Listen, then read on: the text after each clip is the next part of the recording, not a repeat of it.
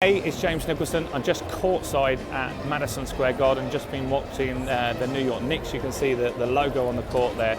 And one thing that I don't see that happens enough in business is loads of businesses could have a more premium product. You see, we've been courtside today at the Knicks game. We saw the Knicks and the Phoenix Suns, and they have really, really good service here.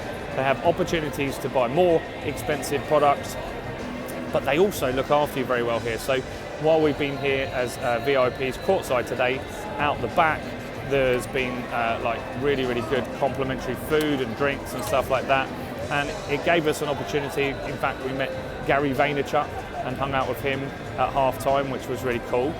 But does your business have a premium product? Do you have more expensive things? Because you never know, there will be a certain amount of people that will want those premium experiences. Maybe they want faster installation if your business installs things, and maybe by giving them that option, maybe 5%, 10% of people will use that and take that premium option, meaning that your business will make significantly more profit. So think about how you can use premium pricing.